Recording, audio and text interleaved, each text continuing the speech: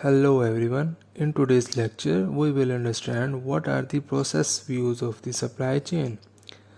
Until now, we have very much understanding of the supply chain, as we know that a supply chain is a sequence of processes and flows that take place within and between different stages and combine to fill a customer's need for a product. Let's go in more details of supply chain and learn what are the processes. There are two ways to view the processes performed in a supply chain. First one is cycle view and second is pull or push view. Cycle view. A supply chain's processes are broken down into several cycles, each of which is completed at the transition point between two successive supply chain stages. Second one is push-pull view. Depending on whether a process in a supply chain is carried out in a reaction to a customer order or anticipation of customer order, it is classified into one of two groups. Push processes are started and carried out in advance of consumer orders, whereas pull processes are started and carried out in response to a customer order.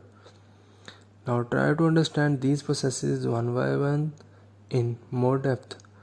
So the first one is cycle view of supply chain processes. As we know, the five stages of supply chain, which are customer, retailer, distributor, manufacturer, and supplier. All supply chain processes can be broken down into following four process cycles as shown in image 1: customer order cycle, replenishment cycle, manufacturer cycle, and the fourth one is procurement cycle. Each cycle occurs at the interface between two successive stages of the supply chain. Not every supply chain will have all four cycles separated. For example, a grocery supply chain in which merchant stocks finished goods inventories and places replenishment orders with a distributor is likely to have all four cycles separated. On the other side, Dell sells directly to clients bypassing the store and distributor. Each cycle, whether it is a customer order cycle, replenishment cycle, manufacturer cycle, or procurement cycle, consists of 6 sub-processes as shown in image. Each cycle starts with the supplier marketing the product to customers. A buyer then places an order that is received by the supplier. The supplier supplies the order, which is received by the buyer. The buyer may return some of the product or other recycled material to the supplier or a third party. The cycle of activities then begins all over again. The sub-processes in image 2 can be applied to the appropriate cycle depending on the transaction at hand. Customers that purchase products from Amazon online take part in the customer order cycle, where Amazon serves as a supplier and the consumer acts as a buyer. On the other hand, when Amazon purchases books from a distributor to restock its inventory, it is doing so as part of replenishment cycle, with the distributor serving as a supplier and Amazon as a buyer. Even though each cycle has the same basic sub-processes, there are few important differences among the cycles. In the customer order cycle, demand is external to the supply chain and thus uncertain. In all other cycles, order placement is uncertain but can be projected based on policies followed by the particular supply chain stages. For example, in the procurement cycle, a tire supplier to an automotive manufacturer can predict tire demand precisely once the production schedule at the manufacturer is known. The second difference across cycles relates to the scale of an order.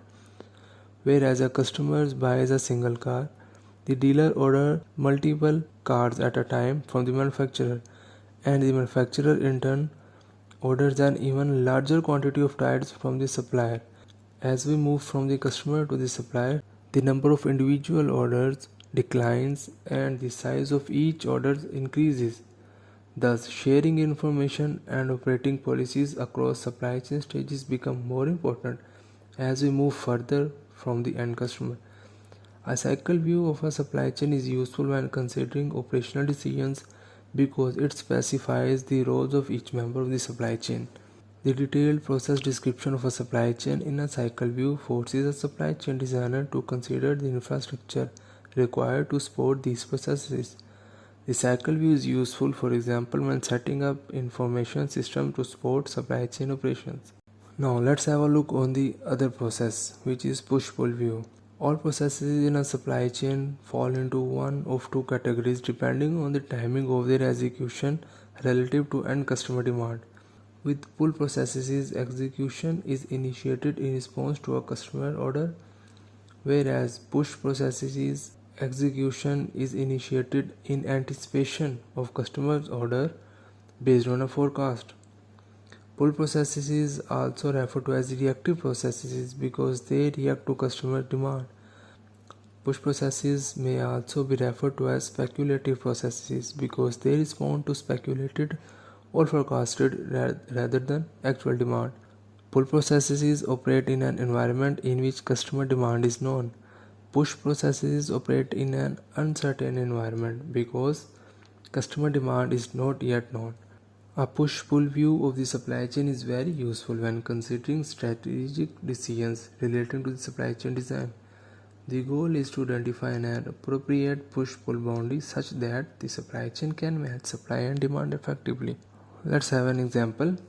The paint industry provides an excellent example of the gains from suitably adjusting the push-pull boundary.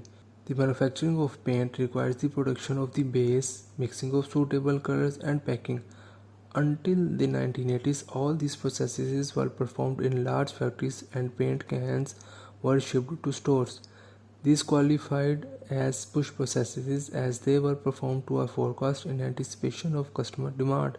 Given the uncertainty of demand, the paint supply chain had great difficulty matching supply and demand. In the 1990s, paint supply chains were restructured such that the mixing of colors was done at retail stores after customers placed their orders. In other words, color mixing was shifted from the push to pull phase of the supply chain, even though base preparation and packing of cans were still performed in the push phase. The result is that customers are always able to get the color of their choice, while total paint inventories across the supply chain have declined. Thanks for watching and stay tuned for more informative and supply chain related videos.